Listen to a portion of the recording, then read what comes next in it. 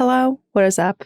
This is Two Girls, One Ghost. And today, for our Haunted With episode, Sabrina and I bring you a very special guest. Someone who I have been working with for a few years as friends and also co-creators of the podcast Blink, Jake Haendel's story. We have Jake joining us. Jake's story is wild. And if you haven't listened to Blink yet, there's 7 episodes out of the 14-episode series. He is someone who has survived literally the impossible. He was given 6 months to live, diagnosed with this incurable brain disease that no one has ever survived before. He's truly the only survivor in the entire world. And he was experiencing locked-in syndrome, which is basically you're in this pseudo-coma and nobody knows that you're actually consciously in there. But what's more is there's some supernatural, weird, spooky things that happened.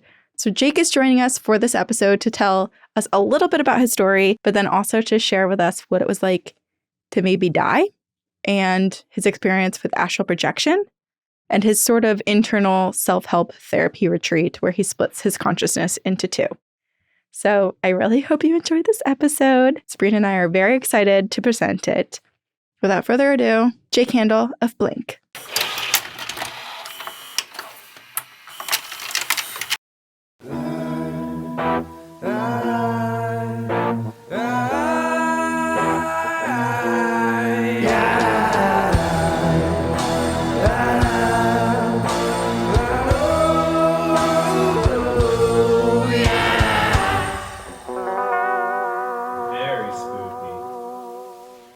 So you took a tumble.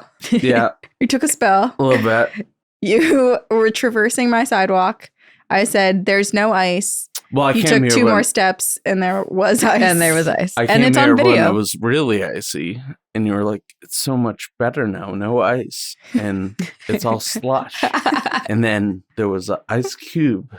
Big one. And I'm so grateful for your security system because now we can relive that moment forever. Check out Miracle Man on TikTok. It's coming out.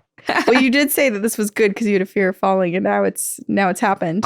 I'm It may be the worst of conditions, falling onto icy stone. Right. Yeah. And yet I'm still terrified to fall. But when I go to PT from here, they're going to be like, that's so great. And I'm really like, you want to see? We helped you out. Look at that. Corinne's so bad sidewalk because it's helped like you. every single time I've always gone out and like held your arm or like just been so paranoid. And this time I was like, oh, there's no ice. And I said, let me know where you want me or if you need my help. And I turned my back. We took 2 steps and boom. Yeah, and also the launch party February 2nd. You're like, oh, he's walking on stage now. Right. He's I'm good. like, Jake is fine. He's walking on his own. It's a fucking process. This Yeah. recovery. Well, we're glad that you're here, and congrats to both of you Thanks. with all the success of Blink. And also your story Thank you. is incredible and also a little bit spooky. I mean, in multiple ways. It is a whole Yeah. smorgasbord. It's of everything. things. For people who maybe don't know and haven't been listening to our podcast in order, Jake and I have a podcast called Blink, Jake Haendel's story, which is I narrate and host, but it is really just about Jake and his life and miraculous recovery from an thought to be incurable brain disease and some of the interpersonal kind of crazy storylines that weave that. Do you want to just give kind of like a quick overview of like what happened to you? Yeah. That's a lot. One thing I'll add to that is, I've been in the media for quite some time and they've only had 20% of the story. Like it's Right. all real and factual and true. But Blink, what we're doing, as you know, I don't need to tell you, is all the tea, the Mhm. real details, the complex family dynamic. Another thing about Blink and about your story and you saying it's all factual, I think one of the very unique things with your story is that everything has been documented because of what happened to you and because of the medical situation that you were in.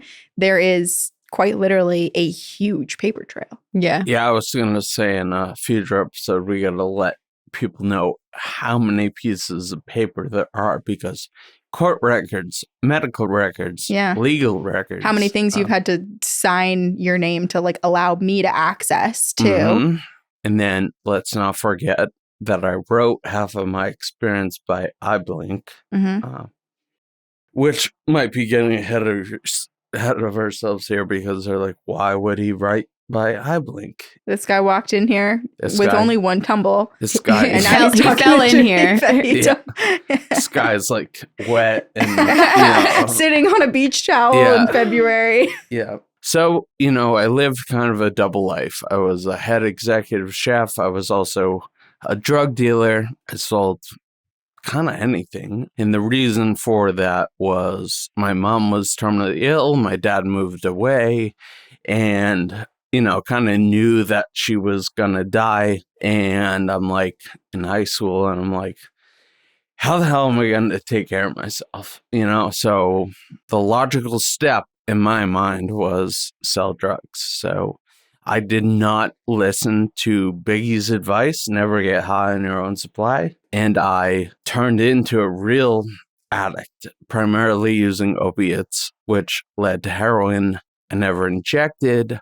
I smoked it all the time, but I was also a head executive chef. So, I'd be freebasing heroin in the bathroom and then I'd whip up some fancy whatever and I'd walk it out in my chef whites to the VIPs and glad hand them high as hell. But the only people that knew were in the know, Mm-hmm. So I'm newly married, trying to get clean, and I feel weird one day and my voice is higher pitched. So a lot of people are saying, like, are you drunk? And I'm like, no, it's 7 a.m. I'm going to work. You should go to the hospital. You should get checked out. I'm like, no, I'm fine, And then it was balance and ambulance was called. I could hop on the gurney, I was like pretty functioning to get into the ER. They thought I was having a stroke. I knew I wasn't having a stroke because it had been going on for 2 weeks. And they were like, is there any drug use? And I'm like, yeah, lots, and very honest about that. So it wasn't until they heard my voicemail, and my voicemail and my voice were completely different. They're like, oh, so they admit me, emergency MRI, and in the morning I wake up, I'm diagnosed with an extremely rare terminal brain disease called acute toxic progressive leukoencephalopathy, basically meaning I had 6 months to live and the white matter of my brain is just being eaten away at a rapid pace. So I was gonna lose all function until I slipped into a coma, died. What was it like receiving that news? It was heavy. I mean, I Yeah. remember I said out loud, I'm fucked. I'm fucked. And then I was like, how did this happen? And they were like, inhalation of a toxin. I'm like, what toxin? And they're like, well, thanks for being honest about your drug use. Likely heroin. Hmm. I'm like, yeah, but like, why am I the only one sick? Because I was rolling with a crew of 40 people and I sold it. Right. And it sucks that I did that because Yeah. that's like the worst shit ever and so addicting. I mean, honestly, it was like a full life review, really intense, rapid thoughts. I get this news and I'm seeing my mom, seeing me running on a beach when I'm sick, seeing like happy times, teenage life. I'm seeing like bad times. And then I'm questioning how I went so wrong and ended up in this situation. And I'm thinking about my mom who I watched dying. And Right. the thoughts are like so fast, but it's I'm sure. also a lot of visual thoughts. And then that's like life review, but kind of simultaneously was thinking about everything I wanted to do and wouldn't be able to do. Right. And a lot of thoughts about my wife because I was madly in love with her. Right. And what year was this? 2017, Memorial Day weekend. Wow. And now it's 2025. So clearly You survived. you survived. The 6 months to I'm live still that they here. gave you was... They were incorrect. Thank God. But I am the only case of survival in the world. Wow. So they were incorrect in my case, but they should have been Right. correct. And I have zero explanation why I'm here talking to you and Which why is we're spooky. making blink.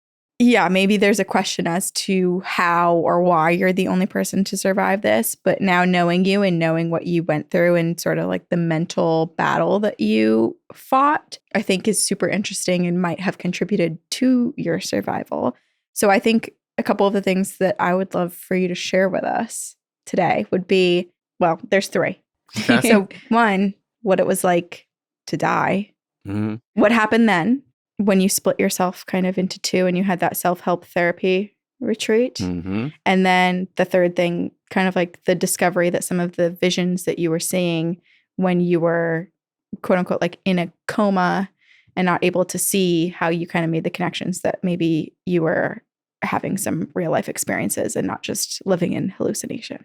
Yeah, because we've been talking a lot about consciousness and like, where does consciousness and the soul live? And I think your experience when you were in a coma, like, and I don't know all the details, but from what Corinne has told me, You're about to hear them. it feels like it explores that question. Did you believe in the paranormal prior to your diagnosis? And how do you feel about the paranormal now? Well, I'll start with, I don't know what the hell I believe in anymore from what I went through, and nothing surprises me anymore. Right. Now, when you say paranormal, my head goes to like, does like weird, crazy shit happen? I believed in that. Did I believe in a ghost per se? Like as in the ghost that we all see on Halloween coming in and fucking with you? Like, no, I don't think I believed in that. Okay. But I did believe in like weird possessed type like Okay. things So the darker in stuff. a way. But I also definitely am a skeptic. Sure. So we were a little more like heaven and hell. I don't think I believe in heaven and hell either. Well, I don't know if I do either. Yeah, Okay. I don't know what the truth is. I think mean, there's energy and it goes but somewhere. I'm like answering from Yeah, before. and I'm still kind of a skeptic. I don't know what I believe in. So you're a skeptic, but you're open. And you don't know what to believe. And Yeah. nowadays, I think I'm more open because these out-of-body experiences, you know, because I'm such a skeptic, I was like, how can this be real? I don't believe in this. But it's happening to me, and I'm logical. I think I first talked about it on a blog, and I literally wrote in that, like, I'm scared to, like, say this out loud because I don't want people to think I'm, like, insane. Yeah. Right. Now I'll answer 1, 2, 3s. Okay. And the first one was like, what was it like to die? Yes. Okay. So I was listening to these doctors basically say, he's not going to make it till Christmas. I would overhear that. Survive. Well, he won't make it till New Year's. I survive. He's got hours left. I kept hearing this and I kept living. And then I'm like, damn, I might like have full life expectancy, but be stuck like this forever, which was way scarier than death in that state. Right. Stuck, like, just for everyone, like where you have no mobility and you're like trapped inside your body. I had like the most severe case of locked-in syndrome, and I know there are news stories out there where it's like, this person is locked-in syndrome, but he's like talking by eye blink. Like, I've been there. I'm not taking anything away from like that experience not being horrible, but like what I had going on for 10 months is like true locked in where nobody knew I was in there. I was perceived, for lack of a better word, and I know now it's slang, brain dead, disconnected from all reality. Yeah, because the actual brain scans showed such minimal activity going on in your brain that they presumed that you weren't in a conscious state inside of your body. Correct. So I can't blink. I can't signal. The only thing I have is involuntary vertical eye movements. But I'm like me. I'm the same guy you're hearing right now. Same personality. Nothing has changed. And yeah, you're stuck with yourself. And I in Blank, you talk about how you were like doing math problems and trying to tell yourself all of these things to stay sharp. Yeah. And you were also stuck with the pain. So much pain. Ugh. So that's what's going on. Yeah. When I'm hearing like, he's not going to make it till, and like, you know, it's not like I can use my eyes to track the room. I'm like looking at the ceiling. So that thought of, they keep saying I'm dying or gonna die, and I keep living, but I might be like this forever was really terrifying. Of course, yeah. I was like, shit, I can't take 10 more minutes of this, let alone what could be 50 years, which my 10 months felt like 50 years. So 50 years would have been like, I don't know. So I get put on hospice and I hear the hospice nurse come in. He's like, we should like call in some family. He's got hours left. And I guess we're talking a lot about that on Blink, but there was no real family around at that point. But basically, I get propped up on a pillow for the first time, I would say, in a while. It was the first time I saw my own chest. And because I was going through autonomic storming, which makes you really hot, and a variety of other things, I basically had no clothes on. So I could see my chest cut, and it was totally blue. And I was like, oh, like that. For all I know, it was always blue. But I saw that, and I'm like, oh, shit. Maybe I'm actually dying this time. So I believed I was dying. There was crosstalk because a hospice nurse decided to call in some people who were not allowed to be there. There was a lot of arguing in the room, and I believe police as well. Which comes out on episode 5 of Blink. Teaser. No, it will be out. It's already out, so if people want to hear the nitty-gritty details. Okay. And I'm like thinking in my head, I'm like, can you guys just shut up? Like, I'm dying here. Stop arguing. And kind of as I'm having this thought, it was like a hum, like a fluorescent light makes. And at the same time, the yelling started to lower. And it was almost like I could kind of see the mouths moving on people. So I knew they were talking, and it was getting lower and lower. And I don't know how I could see that. Right. Because I have a positional eye gaze, so that makes no sense to me logically. And hum gets louder. Voices are almost drawn out completely. And for the first time in like since diagnosis, I'm like kind of pain-free. It's just floating away. It was like blue. It was that. It was the pain-free. I was like, I think this is death. And it was kind of calming. I mean, it was like the first time in a while I felt like relief. And then I had this thought about my mom on hospice. And I was like, I know she was in so much pain. And I'm like, that's a really nice thought that, I mean, sucks to die, I guess. But like, at least it's not like painful. Yeah. Yeah. Went from really horrible to like peaceful. And then, damn it, I have the term. There's a certain shot in cartoons, you know, when it's the end of an old school cartoon and it goes to black. It's almost like a circle. The Looney Tunes when it starts to close. It was exactly that. And so it was like pain gone, silent, hum, and like the fade to black, but in a circle. And I just had this feeling like when it is black, that's like when I die. And the hum stopped, the blackness came, and I was like, I just died. And then I like fell asleep. And then I woke up in a lot of pain. And I said, fuck. So fell asleep in the sense that like everything quiet, like you had no thoughts when you fell asleep? Yeah, it was like I fell asleep. Do I know how long I fell asleep for? No idea. I may have woken up in an hour saying fuck to myself because everything hurt. And it was nothingness. It was nothingness. Wow. So like consciousness ceased to exist in that moment. Wow.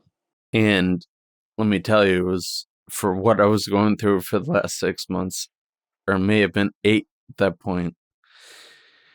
I needed a break of nothingness for sure. And it was, I think, the only real pain-free relief to date. I mean, I'm still in chronic pain. Wow.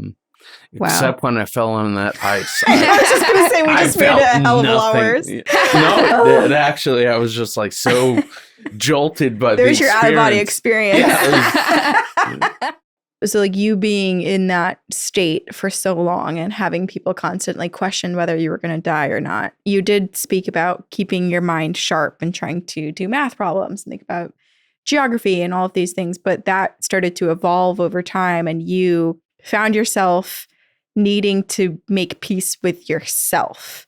Can you talk about what you did there?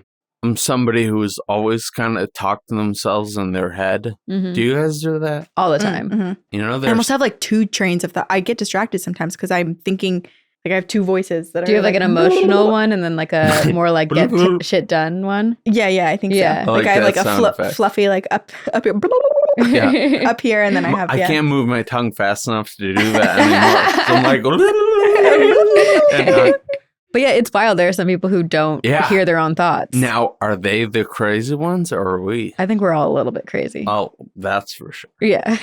So I always had that, Yeah. I guess. And I had this thought. I'm like, okay, my whole body has failed me. The only thing that's working, there were three things that were working. My brain, my ears, my dick. Sorry, I wasn't going to lie and say there were two, but you can cut that. No, I know this is. Yeah. But this just kind of adds to your story, Jake, which I've said so many times over that you are such a stickler for the truth and for fact. Yeah. And also, I was so misunderstood when I was Mhm. using letterboards Yeah. and garbled baby talk, Mhm. relearning how to speak, that I just want to make sure everything is super clear. I never want to be misunderstood ever again, Right. which is why I'm this way. But anyway, 30 functions, and I'm like, the brain's a muscle. I should like keep that as active as possible so I don't, Right. and like in retrospect, I'm like, probably would have been better if my brain thought I was on a beach somewhere. Mhm. But Sure. anyway, I didn't have that thought in the moment. So that's where the math problems and the critical thinking of like all kinds of crazy thoughts. But then to what you're talking about, there was just so much time, I guess, of like, there's only so many math problems I could do. It's not Absolutely. like I'm somebody who's like Albert Einstein that was like, Right. okay, I just figured out like how to build another nuclear bomb or something. Yeah. You know, it was Right. like, I mean, like, I've spent like 3 days at home by myself and haven't gone outside. And by like day 3, I'm like aching to get outside and see people. So I can't like, even gonna drive to Target imagine. just so I can talk to a cashier or something. Right. Exactly. yeah. When I hear people talking about the lockdown and COVID, I'm like, all right, You're let's fine. take it easy. You're good. You're fine. Like, I know it sucks, but Yeah. like, get You that know to- Uber Eats and watch a movie. You're good. Yeah. Yeah. You're You good. know, to a whole other extreme. So there was a point on hospice. This was shortly after the near-death experience, and it felt like a 2-month period. Mhm. And I don't know if it was a month, if it was 3 months. Like, it's really hard to say.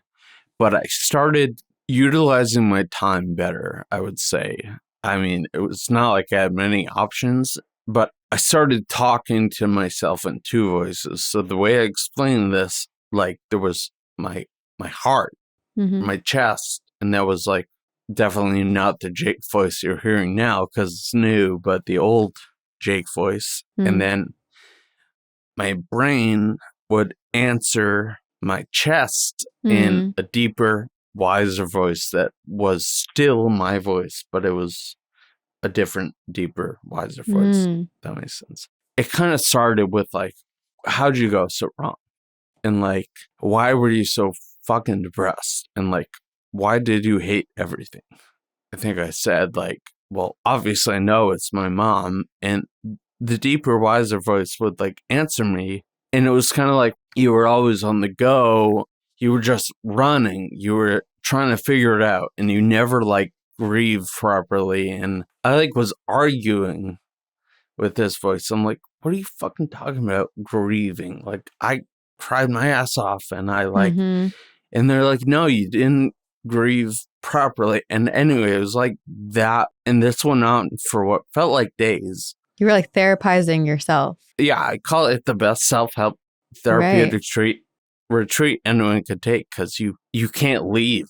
Right. You know, some people Mhm. like go to a therapeutic Yeah. retreat and spend 10 grand, but they can like go do yoga and go eat a bunch of food. Yeah. You know, Mhm. the only thing I got is my wife injecting me with 4 syringes for my 24 hours of nutrients all at once, which made me stop the session because I felt like I was going to explode. Of course. It is just so interesting because it's like you're having an argument with yourself and you're almost like not believing what the other voice is saying, but it's all Totally. you in the end. It's Totally. just like, what But were it's you also, like, drawing from? The duality of us as people. Like, I think there is this battle between heart and brain always, where it's like, do you follow your heart?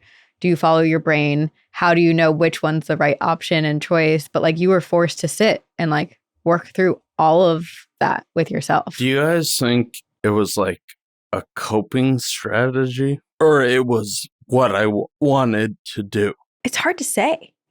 Because like I understand it being kind of this trauma response, but at the same time, sitting on the seat that I'm sitting on, which is the paranormal hot seat for the past like 7.5 years, it does make me wonder about consciousness and about like that higher voice that you were talking about, the wiser voice saying, you didn't do this, you didn't grieve the way that you should have. I mean, and then you felt like, wait, what do you mean I didn't grieve the way I should have? And that almost feels to me like you were tapping into what happens after death, like the piece of your soul that understands lessons on Earth, or like how you're supposed to be on Earth better than we can understand from like this physical body. I definitely see a part of that. I also think, and I've done a lot of like therapy. I did do one of those like trauma retreats where I spent a shit ton of money to do it. But like I did a lot of different types of therapy. And one of them was EMDR, where you can revisit many moments. But I was revisiting specific moments of trauma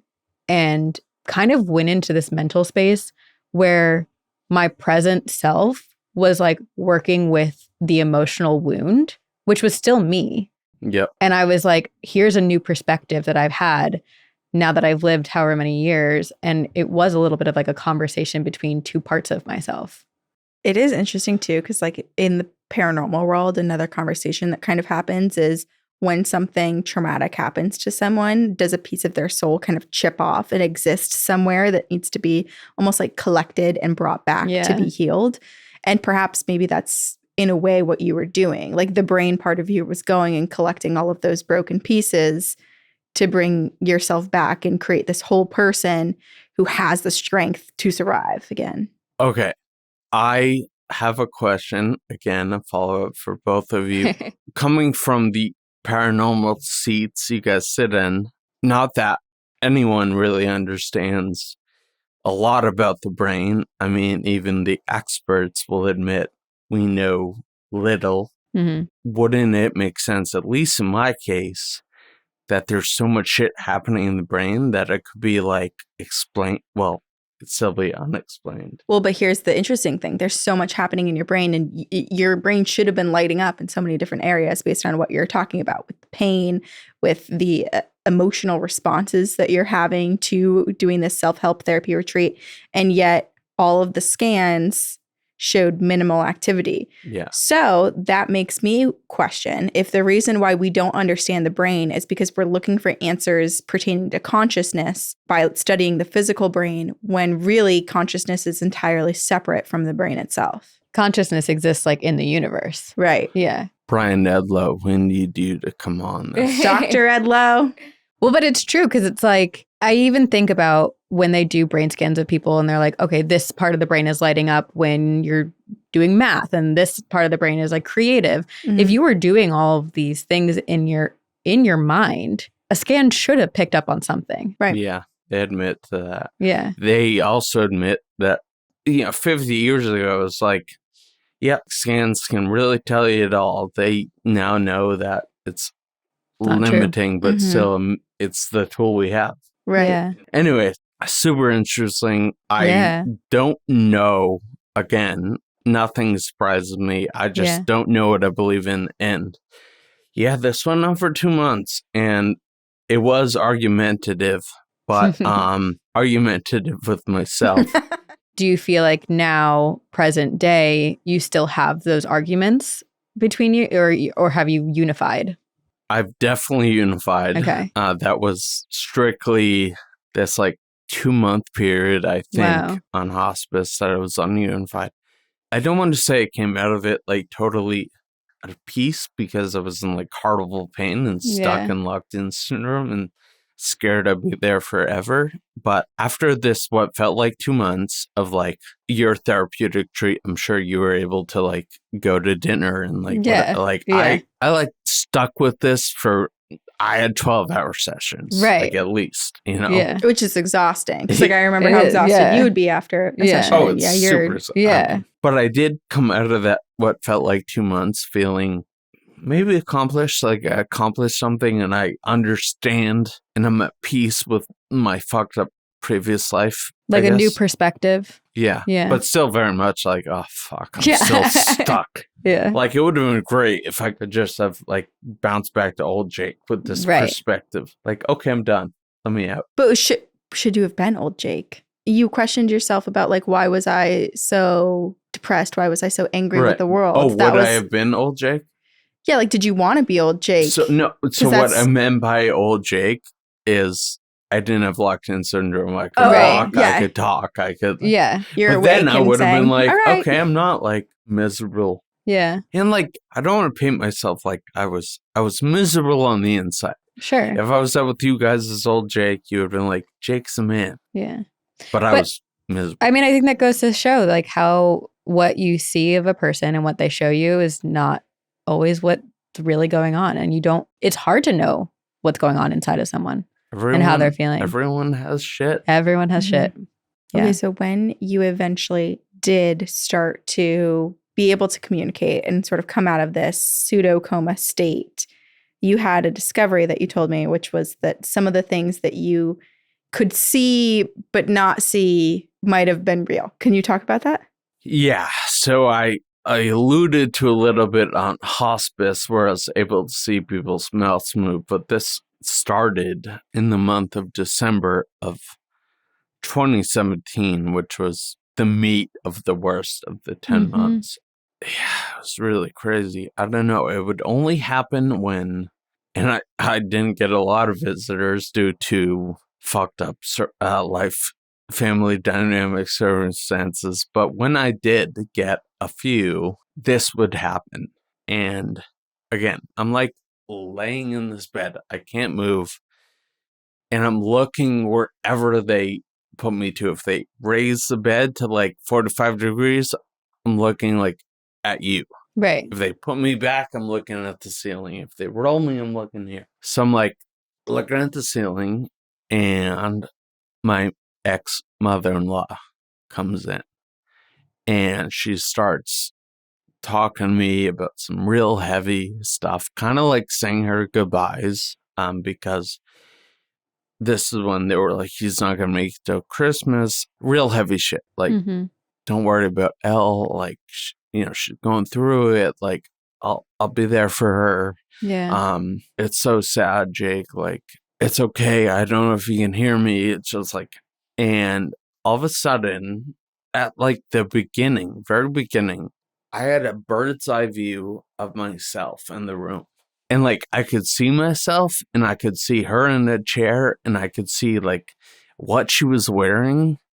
I could see her like, I don't know if they call it a brooch or a pin. I think it was like a silver brooch with so much detail. It's almost like I could zoom in like a security camera. Whoa. And I did, to like see her micro facial expressions. Wow. And like, yeah, like I can picture right now, like black leggings, a black sweater, silver brooch, a pearl necklace, usual earrings she had on. And it was so crazy. And again, I'm like skeptical of that, because if someone was like, oh yeah, that happens to me like all the time, I'd be like, okay, tell me more. But also I'm like not believing that that's really what happened. Yeah. Like, are you on LSD like I used to be? Like, what's going on?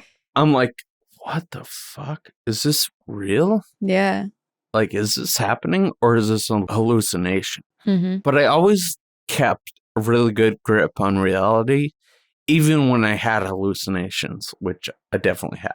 Right. I'm going to bounce forward and I'll bounce back to another example. So fast forward to like mid 2019. This is December 2017. I'm nonverbal, but I have this complex letterboard called the Maybe, and I can kind of talk nonverbally, spit out sentences like relatively fast. Right. My mother-in-law's there, and I'm like, I gotta ask you something. I'm like, did you come to say your goodbyes? It was a really heavy conversation. And she's like, yeah. Like, how do you know that? And I'm like, were you wearing like black leggings, a black sweater, a silver brooch, pearl necklace? And she's like, yeah. And she got like kind of freaked out. She was like, wait, like, but I was sitting in the corner and I'm like, I know. And I was like, oh man, everything you were saying, I just got the goosebumps. I don't know if you can see it. I like straight up have the goosebumps, and I've told this story several times. Yeah. It happens every time. And I was like, it was really heavy talk about my wife and like how you would and she was like, I know. And she was like, Jesus, like, how do you know? And I'm like, I saw you and I heard, and she's like, I didn't even know if you could hear me. And as I'm saying, it was so heavy, I was like crying on the inside. She was like, I was just about to say, I could have sworn I saw one tear. I know. I know I've heard this before, but every time too, I'm like, whoa. So I have the goosebumps still. I mean, it reminds me of, and the movie was made based on a book, which was based on a true story, and I'm blanking on the name, but it was about this child who nearly died and was in an operating room, and the mom and dad were out in the waiting room having an argument, and the kid in surgery, and impossible to know what's going on, but after waking up from the surgery, recalls everything that they were fighting about, where they were, what they were wearing, and they were like, how? This is the kid that fell like into a tree. I think stump, so. Or like fell out of a tree, hit their head, and that's how they discovered like something like that. But it's a true story. So like that does happen to people. This is like a thing that apparently happens. Yeah. And doctors know about it. And there's a few other examples. Same thing happened with Eli, who's on the pod. He came in. Your stepdad. My stepdad. He came in very similar, heavy, saying his goodbyes. Really saying, like, I know you're in so much pain. Like, it's okay if you want to give up. In my head, I was like, thanks, I appreciate that. But no, I'm not giving up. Yeah. But bird's eye view, hone in on, he was just in his blue jeans and his off-brand jacket that was it's like what workmen kind of wear. Like a Carhartt style. Yeah. Not cardigan. Yeah, Carhartt style. But like, we talked about that. And the other thing, it wasn't just visitors. It would happen occasionally when important doctors would come in the room. And there was this doctor with this bow tie, not Dr. Levinson, always wearing the same bow tie. And my uncle Adam is a doctor and wears a bow tie. So Adam, I'm not shitting on bow ties by any means, but this guy, goofy ass bow tie, and I could see his bow tie. Again, no reason for me to be able to, and I would sarcastically, not that this is nice, but make fun of his bow tie every time he'd come in the room. You have to pass the time somehow. Yeah, right. It was comedy hour. Yeah. But yeah, those are my that's wild out of body. So it always was like prompted by a conversation or someone being in your room. That I felt was important. Right. And did it always exist only in the room? Like you didn't see outside of the room? It was... Well, that goes into hallucinations, not out-of-body experiences. I will say, I think I developed supersonic hearing in this state because I could hear shit going on at the nursing station. And if I'm like laying there and I really want to hone in, I could like kind of hone it. Wow. Which is interesting because then I'm like, well, is it hearing? Which makes sense because when people lose certain senses, other ones are heightened. But then given that you've basically astral projected, it does make me wonder if like there was a part of your consciousness or your soul or something that did have kind of the ability to to move more freely than you realized. And perhaps you were Right. kind of like splitting a piece of you to go listen wherever you wanted. It's There's wild. like, and then from like a neurology standpoint, not that I'm well versed in this, so I Better don't than know what I us. yeah, said. way better than us. When you have that brain damage, there are certain parts of the brain that like pick up the slack. And like, Mhm. I don't know if that was happening at this time, but like, Right. who knows like the weird shit that can happen within the brain that could potentially do that to your ears. Yeah. You know what I Right. mean? Like Well, it's nobody interesting knows. because we do, it hasn't come out yet, but on the podcast, we do talk to one of your doctors, Dr. Brian Edlow, who speaks to kind of like consciousness, covert consciousness. I think I had asked him the question where it was like, is it true that we only use 10% of our brain and then there's another part? Yeah. And he was like, no, not really. Like we think Mhm. that we know a lot of what the brain does and the functioning. So it is kind of interesting that like the answer is kind of like no-ish, but Yeah. obviously Ish. But it's like, I feel like we know how the brain connects to the body. We don't know how the brain connects to consciousness. And we don't understand consciousness. And I think that this is makes us question it even more. And then it's like, I don't know Yeah. the hallucinations but I do wonder, how much is it really a hallucination and how much is it like part of this out of body astral projection? I don't know. All I know is nothing would surprise me Yeah. anymore. you Yeah. survived the impossible. I survived. Your story is truly incredible. Like, Thank so you. incredible. Thank Thank you you. for sharing it with Yeah. us. And thank you for sharing it with the world. And Corinne, thank you for helping Jake share his story. Yeah, I feel Yeah. like such a small piece of the story. I think I just floated in on the elevator and then ended up shoving a mic in front of your face. So I mean, it was a little more than that, Yeah. but that's how it it doesn't began. feel, yeah, that's how it began. But the way you met, too, I That- feel like yeah. was kismet. Like, in That the keeps elevator. happening though in Jake's life. I think you It are a very does. powerful manifester. Yeah. Yeah. Talk about that.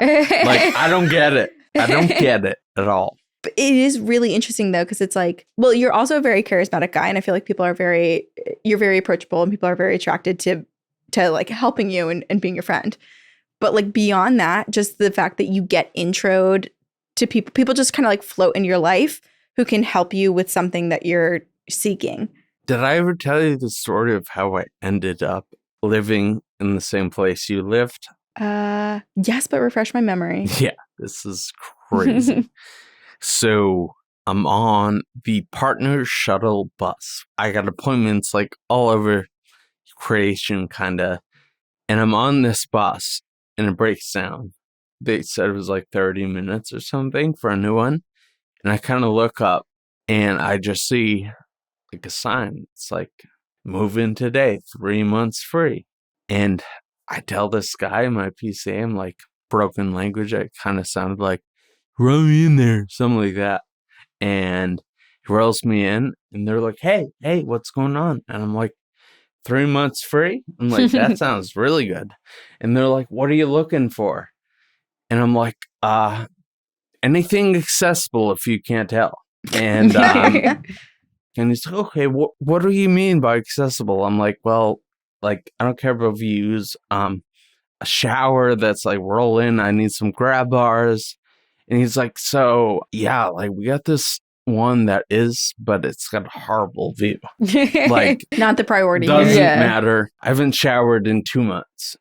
And he goes, well, you smell great. Let's go down to that unit. And that's how I ended up That is so funny. from a That's bus so breaking wild. down. Wow. Also, shout out to that building because maintenance and people who work there listen to Blink. Oh. Shout out to that building big time because Yeah. they've gone, I think most, especially maintenance, every time my scooter like kind of blew up or broke down, Mm-hmm.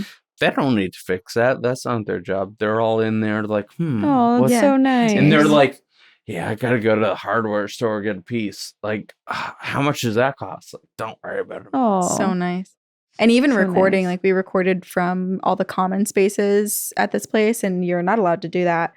And they would just watch us on the monitors. And then when we'd wrap up, they'd come and chat and be like, what'd you guys talk about this time? Oh. So They would also watch not on the monitors. They were like hiding in the elevator. that's bay. true. Yeah. You know, the maintenance guy, Wagner.